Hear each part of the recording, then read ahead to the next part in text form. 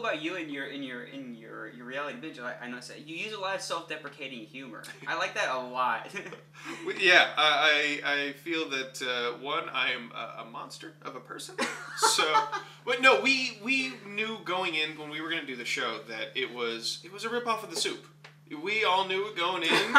We looked at it. We said, "This is just The Soup." We just cover reality shows. But an hour long. Yeah, I was actually gonna say like you kind of remind me of like if Joel McHale and like Greg Kinnear got really drunk at a party, had sex, and then 9 months later, give birth to Eric Taylor. Yes, you know what? Only. That is a huge compliment. If someone ever said that to me, I'd be like, oh, I could die right now. That's a huge don't get me wrong, I'm flattered. Thank you. But I always went after the Joel Henson, John Henson. I'm sorry, Joel McHale. The John Henson talk soup was the one that I grew up with. I can totally see. Who I thought was, by all means, so underrated. The production company is called Electric Milk Creative. Who? Please look us up. Can they do I have that? actually. There's very little. There's very little. Oh, don't say it so short, man. There was a logo, and when you click on that logo, it opens up a program, an email program, that you have to force quit. I apologize for that. It is great. We literally had our first meeting. And I don't regret clicking on that logo either. Good. I don't. We had our first meeting to see if we wanted to do this production company in the beginning of January, and we were like, we'll give it a shot. It was me and 5 other guys. We're like, we'll see, maybe, like, because it was a bunch of editors, and like one editor would get calls for jobs, he'd be too busy, and he'd want to dump it off to somebody else, because when you say to somebody in our business no once, like, that's it, you're off the list. And so we were like, okay, let's try some stuff. And then we shot a commercial, and we ended up selling that, and then we shot another commercial, we sold that, and then all of a sudden we started pitching ideas, and those started getting bought. We're like, oh my god, we have to get our articles of incorporation through the state of California, and we need to get insurance, we have to set up an LLC. So we set up all this stuff, and it happened very, very quickly.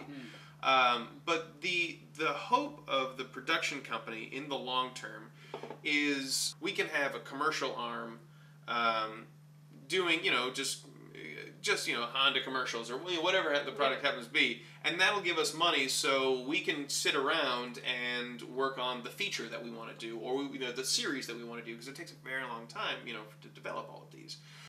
When I was growing up in the San Jose Bay Area, I was working at a theater, and the theater was running out of money, so they decided to start a new show, and it was going to be a sketch comedy show. And we were going to get it on television. Like, that was the dream of this thing. And we did it. Like, we did about a year in a theater, and I was the head writer and one of the video producers and one of the cast members. And then just on a very local level, we had San Francisco, Oakland, and San Jose. We did it in San Jose for about a year, and then we moved studios to San Francisco. We did San Francisco for about a year. And then the show had kind of run its course, but in that time, we worked with a lot of stand-up comedians, and a lot of the guys were very, very helpful and very encouraging, said, you should give it a shot. And so I started doing stand-up when I was about 21, while doing this TV show. The show ended up folding, and then I decided I was going to sack up and move to Los Angeles. Cool. But I had made a short film, because a show called It's Always Sunny in Philadelphia had this contest. You upload a 5-minute... Oh my god, yeah. I remember that. So I uploaded one. I did not win, but it sat there, and then one day somebody was casting Reality Binge, and they happened to look through my things, and that came up, and so they sent a letter to me, and I got the job. Sweet. So they just haphazardly just came across your video. Yeah, it was on. So you didn't MySpace submit comedy. to them or anything. They just that happens. That actual world that actually happens. Yeah. Yeah, that's pretty cool. Let me take it back a little bit, because you talked about your sketch comedy thing in the theater, and then you got a TV show from that. I actually hear everybody in this room has done improv comedy. That's actually how I met everybody in this room. There's huge. All 75. Yeah, people. And I know people in sketch comedy. I know comedians. And then I hear about people getting to sketch comedy shows. I hear this like a lot, actually, but I never see them. I don't know where they are. I don't know how it happens. Like, how did you actually get that turned into a TV show? We paid for it. Gotcha. So you basically went through the syndication route. Kind of, yeah. Okay. Very much so. It was a very grassroots kind of thing. And So. who actually paid for that? Can I ask? Is that a weird question? No, to ask, it was or- the theater owners. Oh, nice. Oh, wow. Nice. And they tried to sell like advertising for the TV show Yeah. and everything. So you guys got your own advertisers for like the local, TV stations that you were on. Yeah, exactly. Wow. That's exactly. really fun. That's really cool. Like Yeah. Joey's Pizza Place sponsors my show. Pretty much, yeah. There was like Dax Soaps, and it was like some guy who manufactured soaps in like the South Bay, and he paid us to advertise, and it was like Lou's Fish Tavern was like That's awesome. Living the dream. Living the dream, friend. That's like indie film, but indie TV. Because you think TV, you can't really be indie like you can with film. Like anybody can go make a movie and try to sell Yeah, this it. is the kind of thing you can't But really you do can't- anymore, yeah. can you? No, you can Or do can that. you? You know what? You can. I think you can, and I think are you guys familiar with Louis on FX? Yeah. He has got a really fascinating. It's Louis C.K.'s television show, and he's an amazing writer.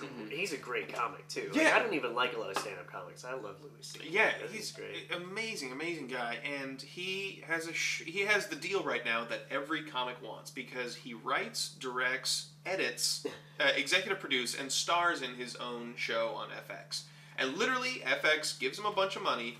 He leaves for a year, and then he hands them 12 episodes, and that's it. Wow. They don't give him notes. They are not involved at Wow. all. Anything like that. Cool. It is amazing, and I really think a lot of people are like, "Oh, that's no one's ever going to see that again." I think really that's the way that we're all kind of moving.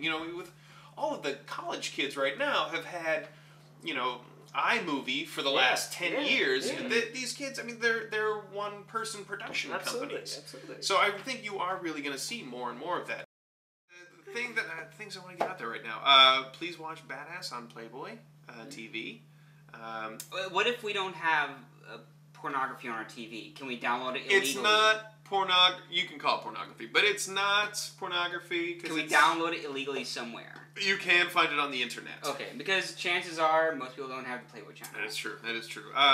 If you need to hire a production company, please look up Electric Milk Incorporated. And click on that logo. Click on that logo, www.electricmilk.com. The two things that we're working on right now that we're super excited about. One is we're working on a sketch show. Nice. A good friend of mine from the Bay Area who now lives here. He's a very talented comic guy by the name of Robbie Cole. He and I are putting together a package for Fuel TV. Nice. We're going to do a two-man show, kind of like Little Britain. In that vein, Kids in the Hall kind of style. Nice. Yeah, we're very excited. Yeah, We're very like excited it. about that. Like it. So in 5 years, I'll let you know how that went. And the other thing, we got funding for a feature film. And we are going to be shooting that later this year. It's based on my frustration living and working in Los Angeles and having ambition and not having outlets. Or enough fart jokes. Or enough fart jokes. But it all kind of really gets put into focus when, and this happened in real life, my best friend in San Francisco has diabetes. And is right now on dialysis. And so I said, "You need a kidney? I got a kidney. So I'm going to give him a kidney." Yeah. Whoa! Wait, no, wait. Bro. Yeah. Have a moment, dude. Bro. Bro, that's for Chad. Yeah, I'm just gonna have to drink another bottle because this is good. Oh my gosh, I can't believe you're going to do this. Up yours, Bro! Bro. Oh. Oh yeah, it's smooth. Oh.